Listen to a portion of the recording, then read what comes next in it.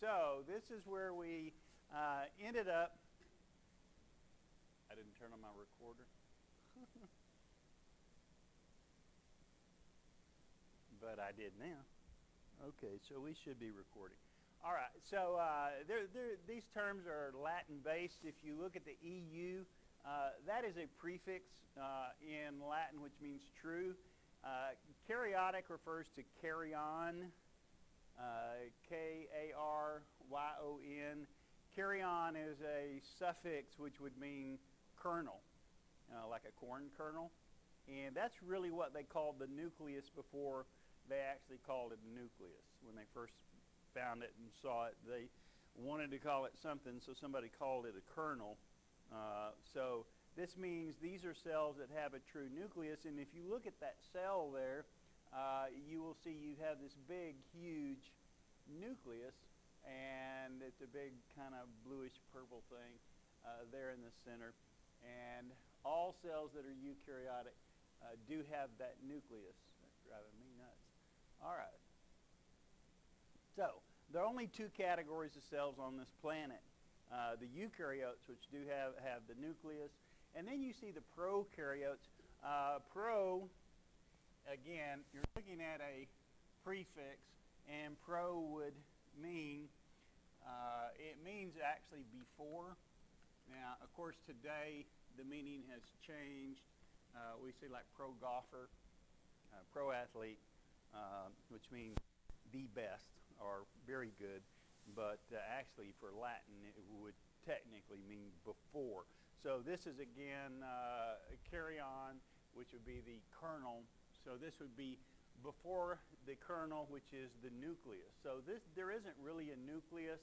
You see an area here where you have the genetic material, which is the DNA, but it's not wrapped up in a membrane. And this is actually a double membrane. You have two membranes that wrap up the genetic material here. Obviously, you can see some other differences. Prokaryotic cells are very small, on the average about 2 micrometers in diameter. So that's pretty small, 2 micrometers. And if you're looking at a eukaryotic cell, depending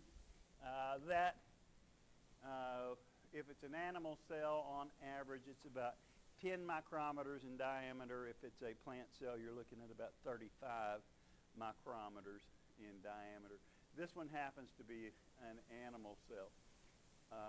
So those are the only two categories of cells we have on the planet. Now, if it's prokaryotic, that includes all of the bacteria. So we've got many different kinds of bacteria out there, some of which cause disease, and most, by far, most of which do not cause disease. They're decomposers. We certainly need them. They're beneficial. A leaf falls to the ground, the animal dies in the woods, something needs to decompose that. And so there are plenty of bacteria that can do that.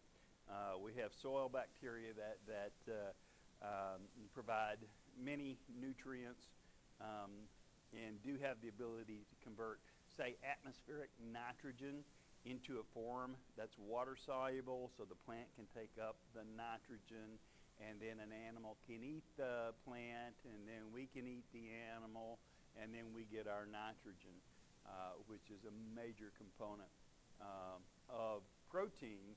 And you're approximately about 55% protein if you take all the water out of us. So we need a lot of nitrogen. So really, you have to have something that will take the nitrogen out of the air, put it into the soil. The bacteria, some of the bacteria can do that, which is very beneficial. So bacteria typically have a very bad reputation. That's, not correct. There are a small number that do cause disease. So therefore, they have a bad reputation.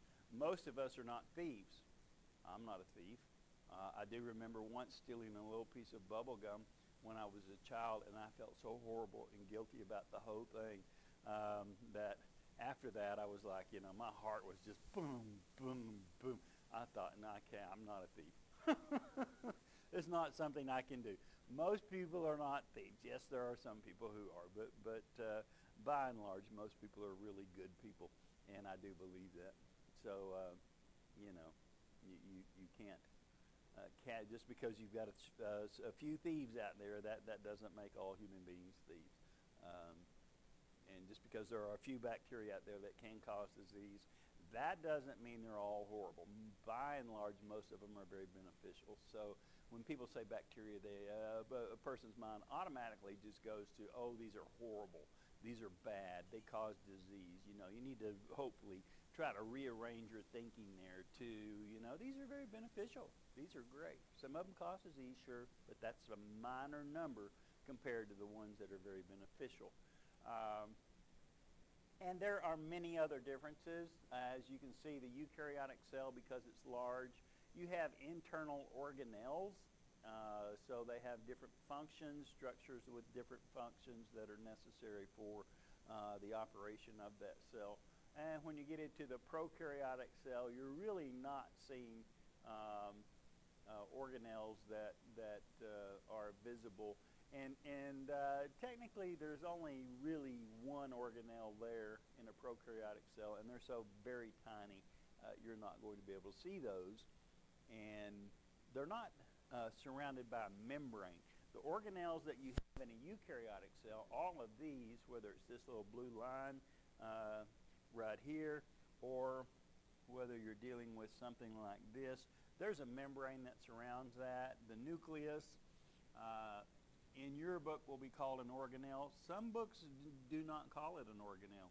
And again, I did say that this was a double membrane structure, so we can put in two membranes on that one. Okay, and that, of course, houses the genetic material. So prokaryotic means before the nucleus, no nucleus, very simple. In fact, these were the very first organisms to appear on the planet. They're about 3.5 billion years, appeared about 3.5 billion years ago. Earth was formed at about 4.5 billion years ago.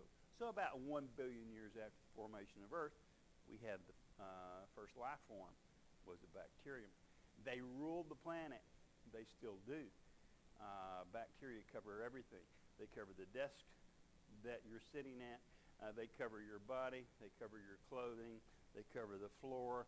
If you could see something as small as a bacterium, you would probably be horrified. It would be like they're everywhere, you know, because they are. They're all over the place. And personally, me, you know, I'd be like, oh my God, I'm stepping on these bacteria. This is not good. I don't want to hurt them. You know, most of them are very beneficial, and I can't touch that because there are bacteria there, and I don't want to hurt them. You know, it would be just really freaky for me to live. So luckily, my eyes cannot see anything with that much detail, so I can stomp around and just kill them. It's not a problem for me. I can't see them. I do know they're there. So they've literally, in 3.5 billion years, covered the planet. They are all over the place. Now, for eukaryotic cells, these have only been on the planet for about 1.3 billion years. So they appeared at about 1.3 billion years ago. And much more complex. The reproductive method is much more complex.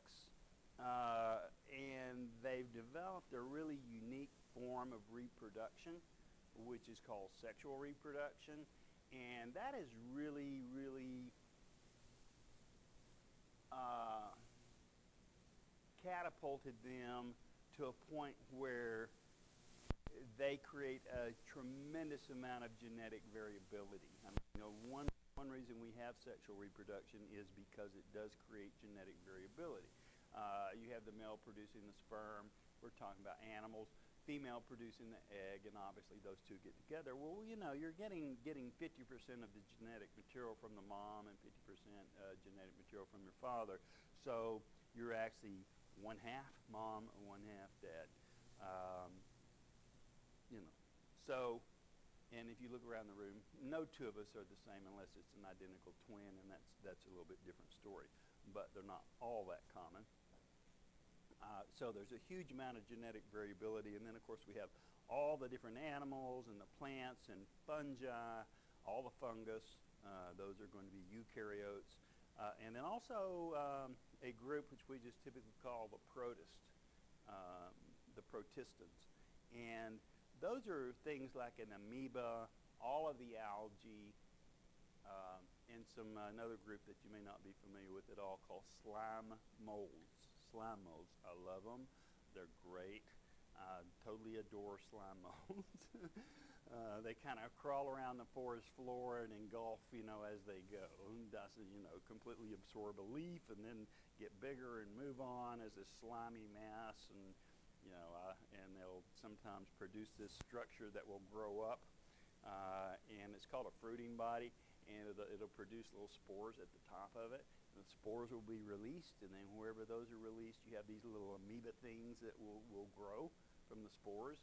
And then at a certain point, all those little amoebae will all start moving together, and they all fuse together into this one slimy, gooey mass. And then it moves on, absorbing things, and then it will, at some point, develop this tall structure that produces spores, and those are released, and all those spores develop little amoeba things, and then they all fuse together into this slimy mass, and that's what they do. And I think they're cool. I think they're way cool. Anyway, I do love the slime molds. Yes, I'm not right. We can all agree on that. He's not a healthy man. All right. Okay. So we can move away from that. But again, you only have the two categories of cells on planet Earth. There are no other categories. You're looking at it. The bacteria, basically, and then everything else. Prokaryotes and eukaryotes. All right. So here's energy flow. Notice all of the energy really originates at the sun. And the plants use that to convert solar energy into sugar. It's called photosynthesis. So they convert the energy from the sun into chemical energy. So solar energy into chemical energy, which will be sugar. And then, of course, then we have this moose, and he's eating the plant. So he's a herbivore, and he's consuming the plant. And then so we're taking that chemical energy, and he's converting it into a different kind of chemical energy, which would be more moose. He started out, and he didn't start out that big. His mom didn't want him to start out that big. That would have been very painful. Like, oh no, no, he'll just have to stay there. So yeah, he was smaller, and then he ate and got larger, and eventually it could be a she. I don't really know how to sex mooses. I'm not a moose sexer. I've never gotten into that. There is Google. You can learn how to do that, I'm sure. Google's a great tool, certainly. So, it's kind of the energy flow. We're going from sunlight into chemical energy of the plant into more chemical energy. And every time you move energy from one form to another form, that's called an energy transformation. You're transforming it. We do that all the time. Food goes into our body. We transform it into, say, like if you're lifting weights, you're building your muscle.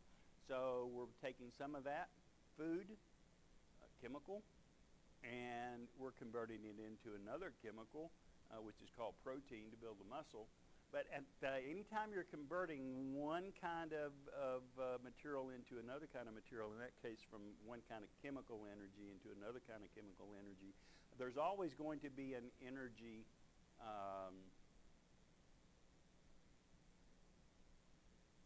loss. You don't get 100% energy conversion. So if I start out with 100% of plant material and the moose eats it, he can't totally convert all that plant material into moose material, because some of that's going to go off as heat. So it's not 100% energy conversion. You do lose some of that in a non-usable form, which is heat. So, you're doing the same thing if you were to stand up and maybe feel the bottom of your chair. Your butt has transferred some of that heat energy to that chair. The chair's not going to use it for anything. Chair doesn't really care. Um, I don't talk to chairs. Haven't gone that far just yet. I'll let you know when that begins. But no, I haven't yet to visit with my chair. And it does certainly use it for anything. So, that's a non-usable form. But you never get 100% energy conversion when you go from one form to another form. During a transformation, that just doesn't happen. It would be great if we could, but we can't. Okay, so here we get into some evolution. Obviously, what we're going to do during evolution is, and we've already talked about this, is we're going to alter the DNA, the gene structure. We did this yesterday. If I have a group of weeds in the plant, in the yard, and I've been down to pick those, and they're all same species. Let's just go with one species. That makes it easy. And I start pulling those, and I have one that breaks off at the base. The next time to do that, I may have a whole yard full of those that break off at the base. So what happened, that one plant produced seeds, spread, and then each one of those had that gene combination, because it came from that plant, that had that gene combination that would allow it to break off at the base. So, all of a sudden we've gone from not having very many plants that had that gene combination to many, many plants that have that gene combination. And anytime you get an alteration in gene frequency, how common it is, that's an evolution. You can do it in your own front yard. I've done it. It's not hard to create an evolution. And so, you do have to alter gene frequency. And that can just occur naturally. There are mutations that occur. Now, mutation is just a change in the DNA that just occur naturally at a set rate. It happens at a set rate. So if you're wanting to know, and this may be something you may not want to think about or hear about, but it's just something that popped in to my head. But if you wanted to know, okay, when did man become man, and then move away from being an ape-like form into a human-like form, when did that happen? You can actually, if you know the rate of mutation, which we do, you can back up and find out exactly when that happened in history. And as human being, we've been here for about 2 million years. That's about how long human has been here. Now, depending on religion and your belief system, you may not want to buy into that at all. And that's cool. I totally support you 110%. 110%. I think everybody is entitled to their beliefs. And I totally support it. It may not be my belief system, but I will certainly support anyone's belief system. So understand, if you disagree with me, that's totally okay. And if you want to express your views and say, well, that's just all garbage, that's totally okay too. I don't have any problem with people doing that, expressing their opinions. I'm just giving you scientific information that you would find in your book. And there's a tremendous amount of support to all of this. So this is backed up, certainly. Okay, so a gene is just a section of the DNA. The DNA can be quite long. DNA can be up to 1 meter in length. That's pretty long, 1 meter. You saw a meter stick in lab. So it's a little over a yard. A yard is 36 inches. A meter is 39.37 inches. So 3.37 inches longer. 36 to 39.37. All right. So some DNA is very long. And just a little piece, a section of it, may have a code, let's say, for eye color. You know, so you could have green eyes, you could have brown eyes, you could have blue eyes, whatever. And so that little section there that codes for the pigment that you produce in your eye, that little section of the DNA is what we would call the gene. So I would put eye color here at that particular portion. So that's what we're looking at here when we're talking about a gene. It's just a section of DNA is all it is that codes for a product that's going to be produced. In this case, brown pigment or whatever pigment. Someone said that, and I've heard many times, that Elizabeth Taylor has violet eyes. And I would love to see that. I would just love to just see her and get close enough to see that eye color. I mean, I've never seen anyone with actually a violet color of eyes. And I think that would be amazing. But, you know, we're so accustomed to the common colors, but violet would be really, really cool to actually see. But anyway. All right. So that's DNA, genes, and again, you know, you have to alter the DNA and the frequency of that in a population within the population. So if I have a population of weeds that now all break off at the base, I've altered the frequency. Over a period of time, I've just had an evolution. So, and it is a basic theme throughout biology. And again, we've mentioned the fact that this is no longer a theory. It is a principle. Here you have a long section of DNA. Notice it's a double-stranded molecule, and they're pulling it out of the nucleus. And we will discuss in detail what DNA consists of and so forth, so I'm not going to get into that at this moment. But, you know, you could just take a little piece out of that, a section out of that, and you'd actually be dealing with a gene. So the gene may be from right here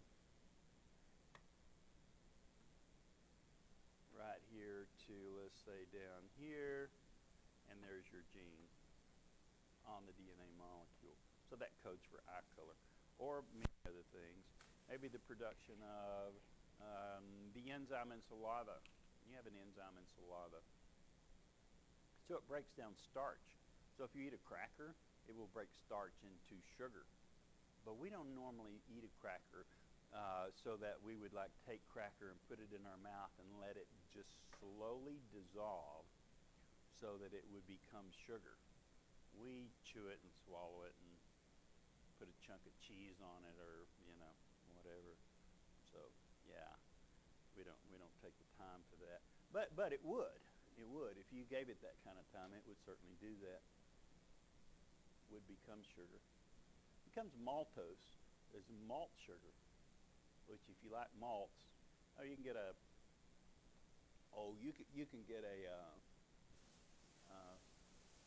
milkshake, ice cream milk, or you get a malt. It's milkshake, but they add a little bit of malt sugar into it. It's much better. And I think Stars have those. Maybe Sonic has those. I don't know. You should try one if you've never tried one. They used to be really big. People had them all the time. Anymore, it's like people don't buy the malts. But I just think it's because they don't know they're there. Maybe. You know. So anyway, check into it. I like them. Double chocolate malt. Wow. That's a piece of heaven right there. Okay. Anyway, so we moved on to genome. Genome would be all of the genes and gene combinations that you have in the organism. Now, you're an organism. A beetle's an organism. Butterfly's an organism. That plant's an organism. The bacterium's an organism. And we could go on with that, obviously. But the genome would be all the genes present within that one organism. All the genes. So the combination of genes. And they have mapped the entire genome of the human being. You know, and wonderfully enough, that was done by a private company. That was not done by a university. that was not done by the government. It was done by a private company. And I love it when the private sector can do something that just is so way cool that, you've got the government and all these universities going, they did what? you know, they've all been working on this for the longest time, and this private company just goes, here it is. It's funny. That's pretty funny. Like, hello. Oh, and it tells you that right here. I didn't even know it said that, but there it is. We've already sequenced all the sections of DNA to make up the human genome is what's been done at this point. Now, they don't know what all of them do. That's the next step. Now, what do all these genes do? What are their functions, That's the next step to understanding. And that's going to be so great because once they can figure that out, my goodness, they can go in there and they can cure so many genetic diseases like Down syndrome, cystic fibrosis. Those people typically do not live beyond the age of 24. If you are born with cystic fibrosis, the probability is you will not live beyond age 24. But actually France is having some luck with that.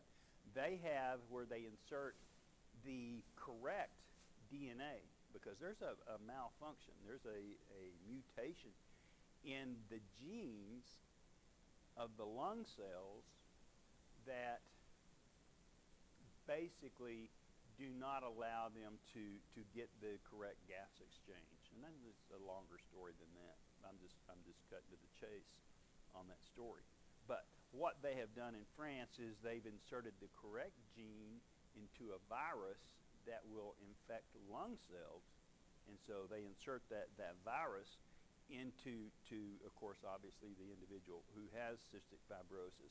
And it will repair 25% of the genes that are anomalies, that are not functioning the way they should. Corrects that. So they've had a lot of success with that. Pardon? It's I don't know. They'd have to explain that to you. But yeah, I don't know why it's just 25%. I don't know. Can't answer that. But that is a huge amount of success, and it hasn't been approved by FDA in the United States. To get things approved, it takes a long time to get things approved. And thank goodness, on one hand, that's a good thing. On the other hand, I don't know how good it actually is because you're watching television and it's like, well, if you've taken some drug, call the law offices of we want to sue your butt, sue their butt because they screwed up. Now your eyeball fell out. Who knows? Your testes fell to the ground. Sorry, we can sue them. But they do some great things. All right. So what DNA will do, and it's like we were talking about, it causes diversity, particularly when you get into sexual reproduction. We have all kinds of diversity. Okay, so you can have a child with this man here, or you can have a child with this man here, or you can have a child with one man, and then you can have another child with the same man, and then you have a third child with the same man, and as many as you want. But every one of those children are going to be very, very, very different because of the way that's set up in sexual reproduction. We'll go through that this semester, and it's really amazing at how much diversity you get out of that sexual reproduction. So, by having a gene pool, which is what we have with all the population and all the genes that we have within the population of humans, that's a huge gene pool. So, and just to take a kind of silly, maybe not so silly, but an example of where that would be important. let's say that global warming occurs, and certainly it's been shown that it does, and let's say that it gets to a really horrible state where the overall temperature of the climate is such that most human beings cannot withstand that. Or let's just say most wolves cannot withstand that. Or let's just say most, alligators cannot withstand that temperature. Well, there will be some alligators or some wolves or some humans that have a gene structure that will allow them to survive at a higher temperature. So many will not make it, but there will be a few that will. Okay, so because they have a gene structure that will allow them to survive at those temperatures. So you always want that variability in there because it allows the species to continue. And so, global warming, I'm like, well, yeah, it's happening. It's happening very quickly. What will be the outcome of that? I don't know. I think I'll be dead before it's a problem. You're the ones that probably need to really be worried about it. I'd be driving hybrids personally, and I do have a hybrid. And I recycle and repurpose, and almost any shirt I own comes from a thrift store, and all the money from that thrift store goes to help. It's a humane thrift store, and that money goes to help the animals at an animal shelter. So I do a lot to try to help the situation. And most people are just like, finish with that water, just pitch that in the trash can. I know that can be recycled, and I see those in trash cans, and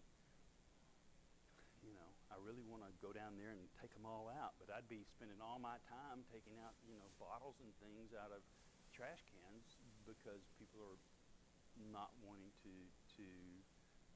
be responsible there, and I don't have the time to do that. All I can be responsible for is myself, and that's it. So I hope that someday all people will be responsible, but that's wishing for a lot.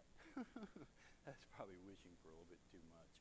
All right, taxonomy, the term that you see here, taxonomy, that is the study of classification. There have been many classification schemes put out. We use a classification scheme today that most of you, I'm sure, are familiar with.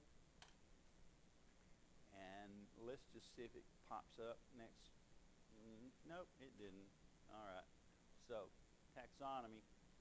This is what we're using today. We begin at the highest level and the largest level. It includes the most species, which is called a domain.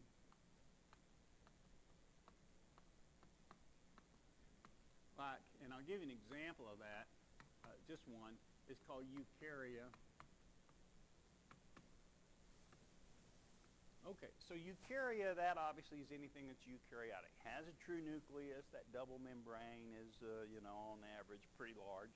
Has all those internal organelles. They're big. All right, so that is a domain. This didn't write so well. Domain, D-O. There we go. M, domain. Here we have it. Okay, and under that we have the kingdom. And in my day, when even after I had graduated graduate school, we didn't have domains. I've lived long enough. When I was in high school, we only had 4 kingdoms. That is really funny. There are 5, and they're about to split one of them up into multiples, and they'll probably end up being like 25 different kingdoms. Your children will probably learn 25 different kingdoms, would be my guess, somewhere in that neighborhood. So it's just constantly changing, like anything. It's a progression biology is. But anyway, kingdom, I'll give you an example of that. Kingdom, example, let's say Animalia, all the animals. Okay, so we have kingdom, then we have phylum.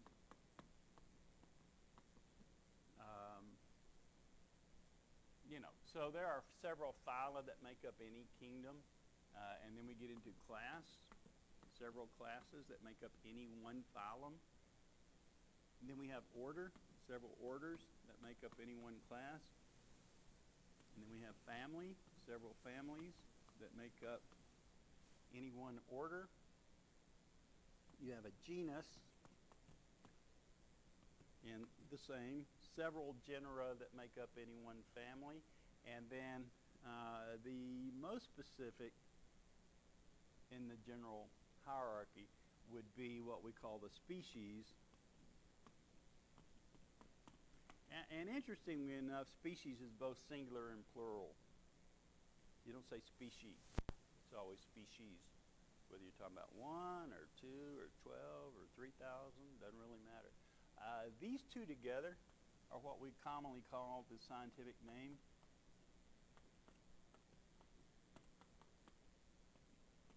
And most people know the scientific name for human, so this would be Homo sapien. If you ever get the opportunity, I hope if you're ever in Manhattan, New York City, you go to the Metropolitan Museum and wander through there. There is a room that you can walk into, and they have the craniums of all of these animals, primates, beginning from, so many millions and millions and millions of years ago, and then you go to the next one, which is newer, and you go to the next one, which is newer, and you go to the next one, and you have all that row, and then you have another row, and then you have another row, and then you have another row, and then you have another row, and then you have another row, and you have another row, and you have another row, and you have another row, and eventually you get down to the very last one. It's Homo sapien. It is so cool. It's so amazing to see that. It's like, whoa, there it is. There they have it. They have it. It's pretty slick. I've always found it interesting. And if this is a belief system, you're a creationist and you just, that's what you believe. Man put everything on the planet, and it has never changed. And evolution doesn't occur. To me, that's like saying, although this is my way of looking at that, and it may not be your way of looking at that. And again, I totally support your way, 110%. You're certainly welcome to have your belief system, whatever that is. I totally believe that. If I can have whatever it is I believe, then how can I not give you the right to have whatever it is you believe?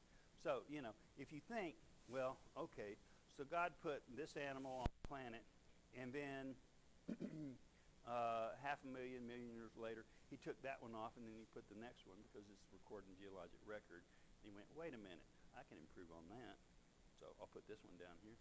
And then he thinks, wait a minute, I can improve on that. So that one, extinct. Then he goes to the next one. He goes, well, that's better. I like that. Wait a minute. No, I can improve on that. Makes that one extinct and goes to the next one. Eventually you get to the point where you've got, where we are today. That's like saying, well, I can improve. God already knows the end state. So why didn't he throw that one down from the beginning? Why did we go through all of those stages that, they certainly have demonstrated the evolution of, let's say, the giraffe or the horse. They've been able to demonstrate that, in my opinion, completely. But if you're total creationist, then you're just like, well, I put that down and then make that extinct and put the next one down, make that extinct and put the next one. That to me is just, I don't see that happening. But I don't know. Again, I totally support whatever you want to believe. And if you lot of people don't like to buy into the science, and that's cool. Um, you know, I've read the Bible cover to cover. Anybody in here read the Bible cover to cover, every word? Old Testament from the beginning all the way through New Testament, cover to cover. Not just going to Bible school and them just saying, okay, I want you to read this verse and this verse and this verse, and let's talk about that. And then now, next week, we'll look at this verse and this verse and this verse and talk about that.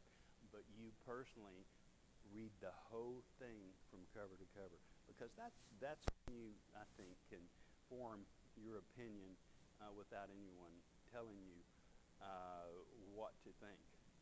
I don't want somebody tell me what to think, personally. And I have friends who are preachers and people who are priests, and I know some very religious people with some very firm ideas, and that's fine. We get along great. We're good friends. It's not a problem.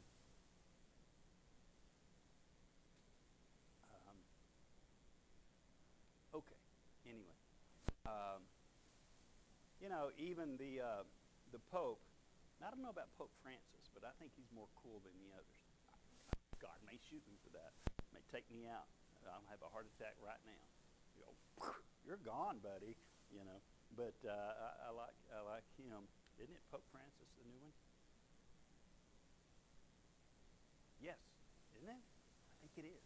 Anyway, I think he's very cool, very, very cool. So he doesn't ride in some stretch limo or whatever with bulletproof whatever. He's in the smallest, little, tiniest car he can ride in, and he is driving that himself. I love him. I think he's great. Excellent. But where was I going with the story? Oh, I don't know, but the Pope before him was totally, pro-evolution, totally pro. And I haven't heard on Pope Francis. Google it, pull it up, and I'm sure that information's out there. But anyway, not to belabor that, which I do. But going back to this, as far as the taxonomy, this is a system that we use today, and if you're looking at the scientific name, in this case for human, you have to capitalize, that's a genus name, and it should be underlined, and you do not capitalize the species name, and it should be underlined. That's the correct way to do that. So this is the genus, and then you have species, in this case, sapien, and there you have it. That's the correct way to write that. And scientific name. And there's a lot of organisms that have yet to be identified. If you want to name an animal after yourself, what you need to do is study roundworms. They're called nematodes. There's so many of those that have never even been found or identified or named. And you can have a little creature named after yourself. Want to study worms. Which is cool. I mean, people get into all kinds of things. I mean, that's all right. Nothing wrong with that at all. Don't have a problem with that. Okay, so anyway, that is just the system that we use today, the taxonomic categories that we're using, and they work. Okay, so here you're seeing the different domains. Domain bacteria, we have talked about those. Look, domain eukarya, you have the protists, we mentioned those, like the amoeba, the algae, and then the slime molds. Go home and Google video of slime mold spore production. Watch that. If you don't grin, I'll be amazed, because it's like, whoa, you're not doing that, are you? All these little amoebas kind of crawling together and then grouping, and then it's just off the chart fun. Anyway, kingdom plantae, kingdom fungi, and obviously kingdom animalia. That's a sloth. Now, kingdom archaea. We don't speak a whole lot about the the domain archaea, Those are bacteria, all of them, but they're very unusual bacteria, very, very unusual. They live in very unusual habitats. So we don't typically hear a whole lot about those. We will discuss those to some degree, but anyway, those are the three domains, and there are only three. And then when you get into kingdoms, there are really five kingdoms on that. The bacteria, and then you get into protists, which really actually is no longer a kingdom. They've really broken that up quite a bit. So really there are only four kingdoms, and they're in the process of taking kingdom protista and dividing that up into several kingdoms, because there is no evolutionary connection between, say, an algae and an amoeba or a paramecium. No connection between the two, unless you want to back up to, several billions of years ago, and then there is some connection at some point. But, so they're actually splitting that up quite a bit, and they should, I think. But it's just a process. It's an ongoing process. Okay, so again, we're kind of kicking evolution like all over the place, and I'm sure you're ready to be out of it. But here it is again, can be defined as a process of change that has transformed life on Earth from its earliest beginnings to the diversity that we have today. Obviously, fossil record. One thing we can look at shows this pattern of ancestry. Here you have fossil record of something, mastodon or something there. Charles Darwin, of course, he's the individual who is probably credited the most with developing the concept of evolution. It wasn't even his concept. It was his granddad's. His granddad had the concept. He just ran with it. And did he run? He ran. And he was not the only person to come up with that concept. I mean, his granddad wasn't. At the same time, Charles Darwin produced a book on evolution called On the Origin of Species by means of natural selection. Nature selects out the weaker members of the population. It's like we were talking about with temperatures. If they continue to go up, some species will not survive. Some will survive. We will have some survive. So that will be good. And then the species will continue. But nature, in this case the heat, is the selecting force in that particular example. But he published that book in, I believe it's 1859. Did I get that right? Yes, I did. Okay. But another man published at the same year, and his name was Charles Wallace. And I do want you to write his name down because he is not typically included in biology books. Charles Wallace. And he does deserve some credit because he had the same concept and presented a paper on that pretty much at the exact same time. So I think they should both get equal credit, but Charles Darwin's the one that gets it typically. So, and I did talk about natural selection. And this descent with modification, you know what that means? And when I was talking about pulling weeds, you get to a point where you start with weeds don't typically break off at the base until you have one that does, and then given time, almost all of those same species of weed will break off at the base. Well, there's been a modification. It is a change, but we've had a modification, particularly modification in the DNA, but also modification in the structure of that plant. It's been modified. So, and if that continues over a long period of time, then you get huge changes when you're working with billions of years or millions and millions of years. So you end up with this owl and this penguin, if that's what that is. Is that a penguin? That's a flamingo. Thank you, flamingo. All right, here we have a penguin. Those are amazing. March of the Penguins, if you've never seen that movie, is off the chart, crazy, amazing. Okay, So we'll stop right there on evolution, explains unity and diversity of life. We didn't get as, I was supposed to have been finished with this chapter today. Obviously I'm not, but we kind of needed to do an introduction where you kind of understood how the course was going to work, because it's certainly very different than what it has been in the past for all of us, and we're all having to adjust. And again, I had nothing to do with that. It was just thrown in my lap. It's like, you figure out how to do it, you figure out how to get those students successful, and you know, they just kind of, that's how that all happened.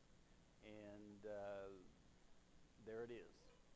And I guess we're all going to kind of muddle through this one way or the other, but understand I am behind you 110%, and I totally am.